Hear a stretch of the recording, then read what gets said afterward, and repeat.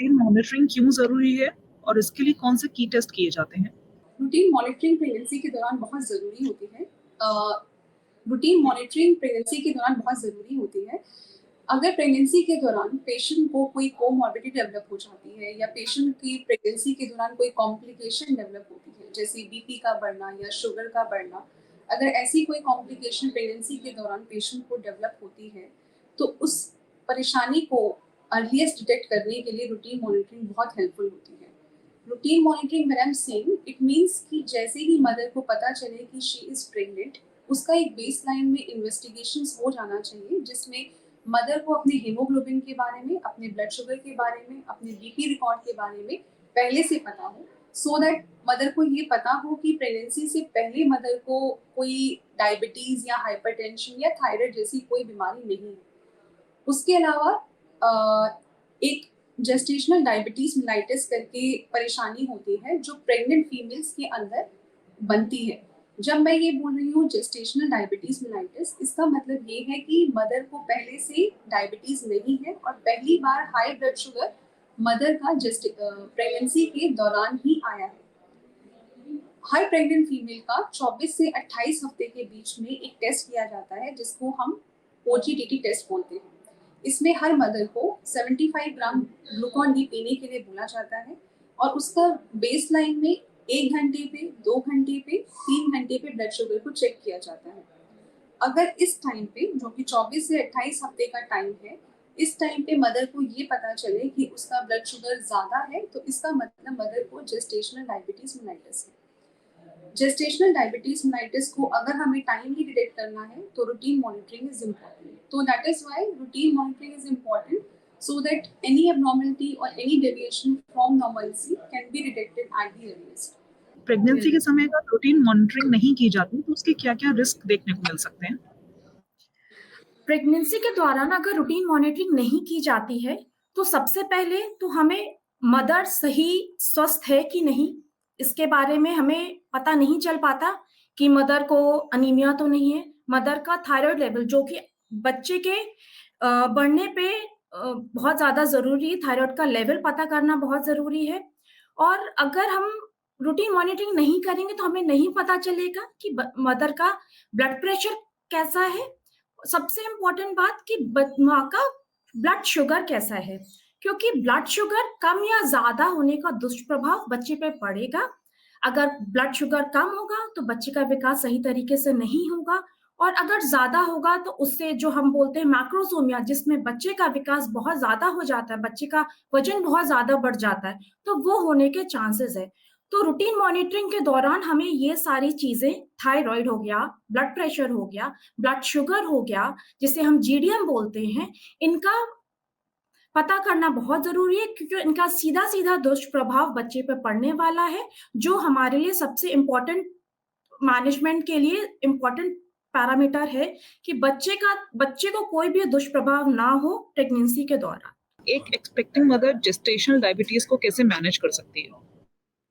एक expectant mother को gestational diabetes manage करने के लिए कुछ चीज़ों का ध्यान रखना होगा, जैसे डाइटरी मॉडिफ़िकेशन बहुत इम्पोर्टेंट रोल प्ले करती है जेस्टेशनल डायबिटीज़ को मैनेज करने के लिए, और साथ में ही एक रेगुलर फिज़िकल एक्टिविटी का शेड्यूल, जो कि आप अपने जो भी हेल्थ केयर प्रोवाइडर हैं, उनसे डिस्कस करके प्लान आउट करेंगे।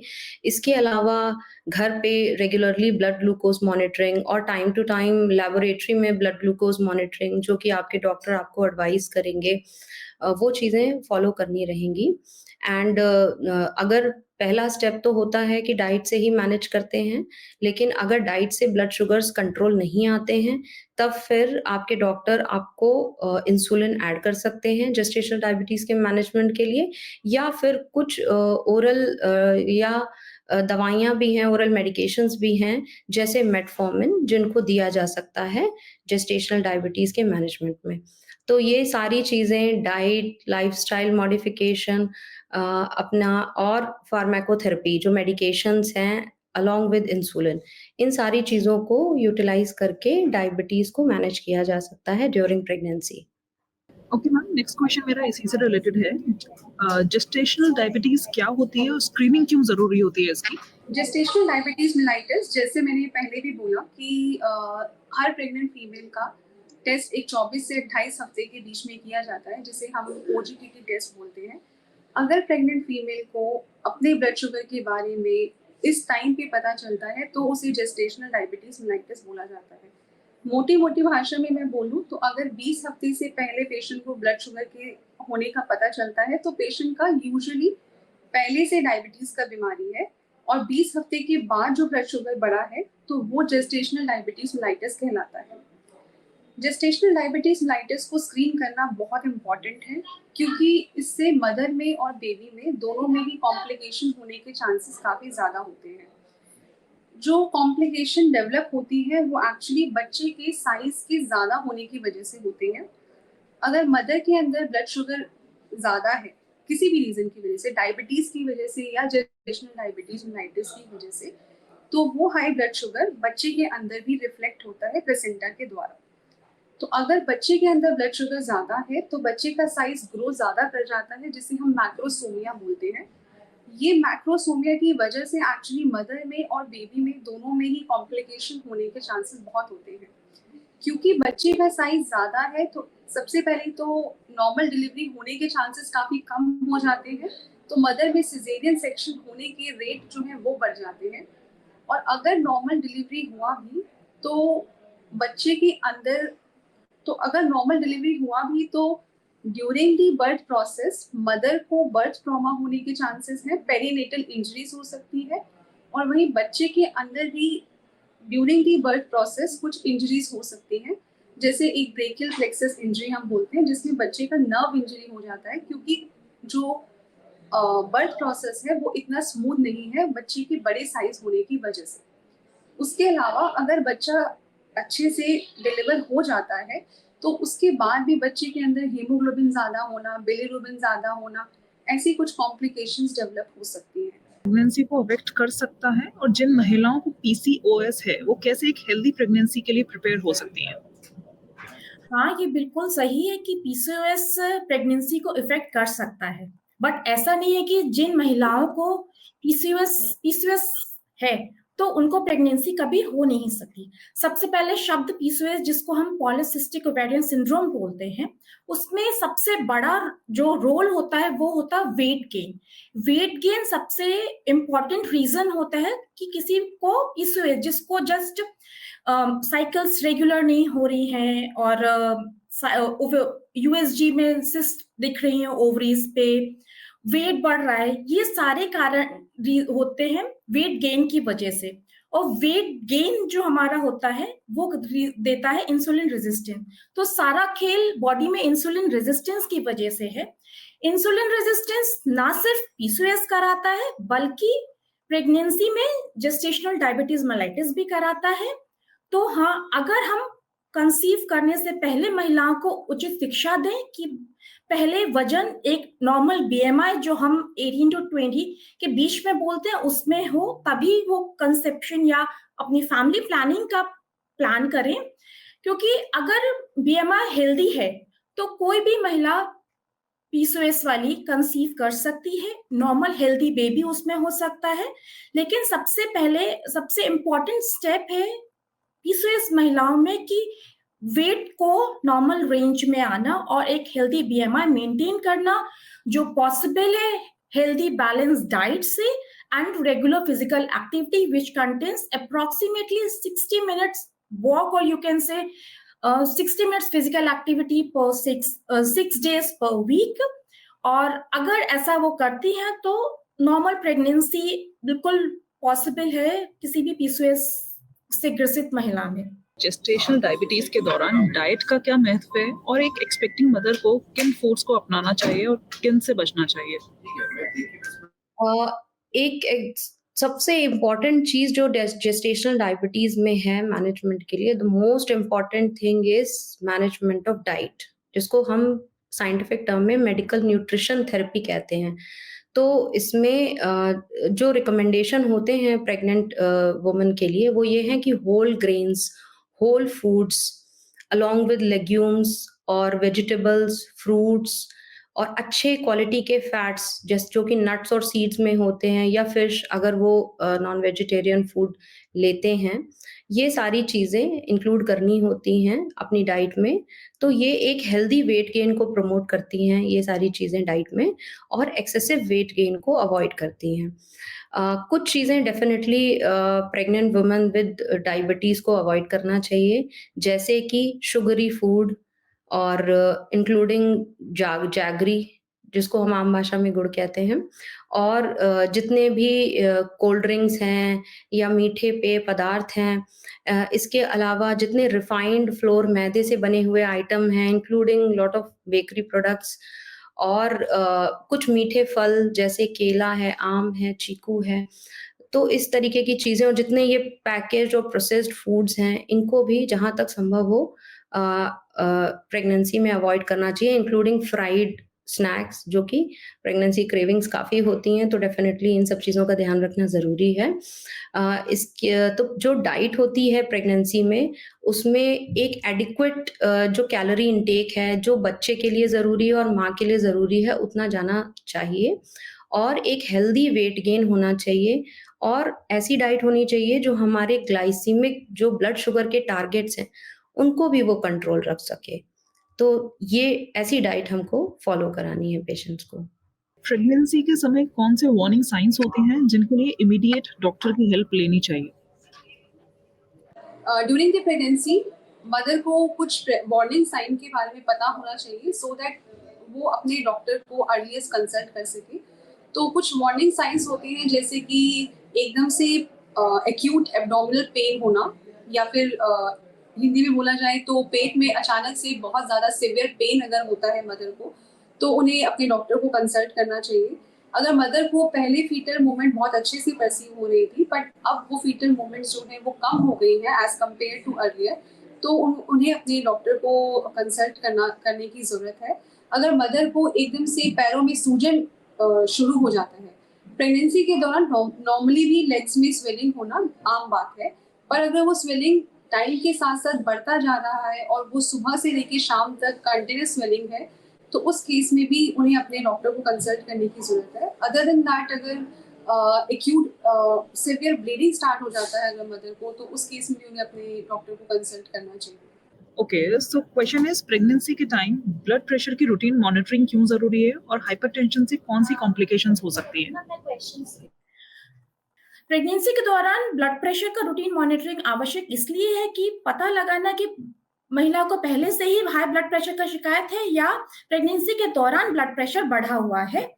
दोनों ही दौरान बढ़े हुए ब्लड प्रेशर का दुष्प्रभाव बच्चे की ग्रोथ पे पड़ता है, जिसको हम इंट्रायूट्राइन ग्रोथ रिटार्डेशन बोलते हैं। बच्चे के बढ़ने वाले अंगों, जिसको हम कंजेनाइटल मालफॉर्मेशंस बोलते हैं, उन पर पड़ सकता है। अगर प्रेगनेंसी के दौरान ब्लड प्रेशर एकदम से बहुत अधिक बढ़ जाता है, अगर हम इसको बोले 160/110 से ज्यादा बढ़ जाता है, तो हमें प्रेगनेंसी को तुरंत टर्मिनेट करना पड़ता है और बच्चे का प्री टर्म डिलीवरी कराना पड़ता है। तो अगर इन मूल्यों पे देखें तो प्रेगनेंसी में ब्लड प्रेशर का रूटीन मॉनिटरिंग अत्यधिक आवश्यक है, जिससे हम बच्चे पर होने वाले कॉम्प्लिकेशंस को जल्द से जल्द बचा सकते हैं। Okay, third question is gestational diabetes में ब्लड ग्लूकोज मॉनिटरिंग कैसे की जानी चाहिए और आइडियल टारगेट ग्लूकोज लेवल्स क्या होने चाहिए? जेस्टेशनल डायबिटीज़ में ब्लड ग्लूकोज मॉनिटरिंग यूजुअली हम लोग प्रेग्नेंट फीमेल्स को एडवाइस करते हैं कि ग्लूकोमीटर से वो घर पर डेली अपनी शुगर मॉनिटरिंग करें, फास्टिंग ब्लड शुगर्स देखें, और यूजुअली आफ्टर मील शुगर्स भी देखते हैं। 1 आवर मील शुगर्स भी देख सकते हैं और 2 आवर आफ्टर मील शुगर्स भी देख सकते हैं। इसके टारगेट्स रहते हैं जो कि नॉन प्रेग्नेंट एडल्ट से अलग होते हैं। मतलब प्रेगनेंसी वाले जो टारगेट्स होते हैं वो नॉन प्रेग्नेंट जो टारगेट्स होते हैं उनसे अलग होते हैं और लोअर साइड में होते हैं। तो फास्टिंग ब्लड शुगर 95 से कम, और 1 घंटे खाने के बाद का शुगर 140 मिलीग्राम पर डेसीलीटर से कम, और 2 घंटे का 120 मिलीग्राम पर डेसीलीटर से कम रखने का टारगेट रहता है। इसके अलावा जो डॉक्टर्स हैं वो definitely time to time lab से भी शुगर करके देखते हैं, शुगर मॉनिटरिंग करके देखते हैं लैबोरेटरी से, और HbA1c लेवल्स को भी चेक करते हैं। तो जो ये घर पे ग्लूकोमीटर से मॉनिटरिंग होती है, इसका पूरा अपना लॉग मेंटेन करना चाहिए पेशेंट्स को, और अपने जो भी डॉक्टर हैं उनके थ्रू वो रिव्यू टाइम टू टाइम कराते रहना है कि अपना टारगेट अचीव हो रहा है कि नहीं हो रहा है। तो अगर इंसुलिन चल रही है या कोई और एड ऑन मेडिकेशन देनी है, तो वो उस हिसाब से डॉक्टर डिसाइड करेंगे। और blood sugar of less than 70 से कम का जो ब्लड शुगर होता है वो हाइपोग्लाइसीमिया कहलाता है, तो उसको अवॉइड करने की ज़रूरत है। कुछ पेशेंट्स को जो टाइप 1 डायबिटीज़ है, जिनको पहले से डायबिटीज़ है या डिफ़िकल्ट टू मैनेज डायबिटीज़ है, उनको कॉन्टिन्यूअस ग्लूकोज मॉनिटरिंग भी डॉक्टर्स रिकमेंड कर सकते हैं सिलेक्टेड पेशेंट्स में। हेल्दी और स्मूथ प्रेगनेंसी के लिए कौन सी लाइफस्टाइल टिप्स आप देना चाहेंगे? प्रेगनेंसी के दौरान lifestyle is very important, not only to control the gestational diabetes mellitus but also for a normal pregnancy also healthy diet and lifestyle is very important. Healthy diet जब मैं बोल रही हूँ, इसका मतलब ये है कि डाइट के अंदर प्रोटीन कंटेंट अच्छा होना चाहिए, डाइट फाइबर रिच होनी चाहिए, मदर को अपने हाइड्रेशन पे काम करना चाहिए, पानी की मात्रा थोड़ा ज़्यादा ही रखें, उसके अलावा स्लीप एडिक्वेट रखना चाहिए, एडिक्वेट रखना चाहिए। अगर मदर पहले अल्कोहल या स्मोकिंग जैसी चीज़ों का सेवन करती हैं तो ये सब चीज़ें प्रेगनेंसी के दौरान सेवन नहीं करनी चाहिए। उसके अलावा मदर को विटामिन एंड मिनरल्स को एडिक्वेट कॉन्सेंट्रेशन में लेना चाहिए। हर मदर को ये बताया जाता है कि फर्स्ट ट्राइमेस्टर में फोलिक एसिड 5 मिलीग्राम में लेना ही है, सेकेंड थर्ड ट्राइमेस्टर में आयरन कैल्शियम का इंटेक वो कंटिन्यूस रखे। ये सारी टैबलेट्स जो हैं वो रूटीनली रोज देनी है ताकि बच्चे को न्यूट्रिशन एडिक्वेट अमाउंट में पहुंचता रहे। उसके अलावा मदर को अपना कंटिन्यूस वेट भी मॉनिटर करने की ज़रूरत है। यूजुअली हम बोलते हैं कि प्रेगनेंसी के दौरान नॉर्मल प्रेगनेंसी में 11 किलो का वजन गेन होना चाहिए, पर अगर मदर बहुत ज़्यादा पहले से ही वजन ज़्यादा है, जिसे हम ओबेसिटी से डिफाइन करते हैं, जिसमें हम एक BMI कैलकुलेट करते हैं पेशेंट का, तो अगर मदर का BMI 30 से 35 के बीच में है तो उन मदर्स में वजन जो है 5 to 5 kg का गेन हो, पर अगर मदर का वेट जो है वो 25 से 30 के बीच में है तो 6 to 10 kg का वेट गेन अच्छा माना जाएगा। नॉर्मल प्रेगनेंसी में वेट गेन 11 kg का होना चाहिए अगर मदर का वेट नॉर्मल है तो इन सब चीज़ों को ध्यान रखना चाहिए। एक healthy diet and lifestyle is very important for both normal pregnancy also and also to prevent gestational diabetes mellitus. Delivery के बाद ब्लड शुगर टेस्टिंग क्यों जरूरी है, स्पेशली उन महिलाओं के लिए जिन्हें जेस्टेशनल डायबिटीज मेलिटस यानी कि GDM हुआ है? जेस्टेशनल डायबिटीज मेलाइटिस में जनरली पेशेंट को इंसुलिन स्टार्ट किया जाता है और जैसे ही डिलीवरी होती है इंसुलिन का रिक्वायरमेंट कम आ जाता है और 1 हफ्ते के अंदर हमें बंद करने का आवश्यकता भी पड़ता है।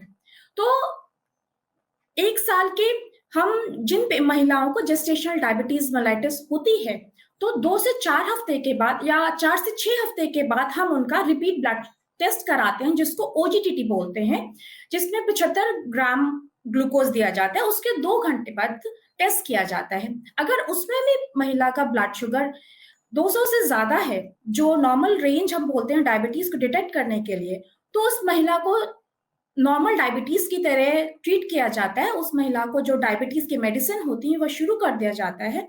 लेकिन अगर उस टाइम महिला के टेस्ट नॉर्मल आते हैं, उसको कोई भी डायबिटीज के लेवल वाली ब्लड शुगर डिटेक्ट नहीं होती है, तो हम हर 1 से 2 साल में OGTT को रिपीट करते हैं। इसलिए जिस भी महिला को जेस्टेशनल डायबिटीज मेलाइटिस हो रही है उसको हर 1 से 2 साल में अपने OGTT को रिपीट कराना चाहिए, जिससे हम पता लगा सकें कि उसको डायबिटीज के बाद, क्योंकि 50% महिलाओं को 10 साल के अंदर टाइप 2 डायबिटीज होने के आशंका होती है, इसलिए रूटीनली मॉनिटरिंग जरूरी होती है। क्या प्रेगनेंसी के बाद जेस्टेशनल डायबिटीज टाइप 2 डायबिटीज की ओर ले जा सकती है?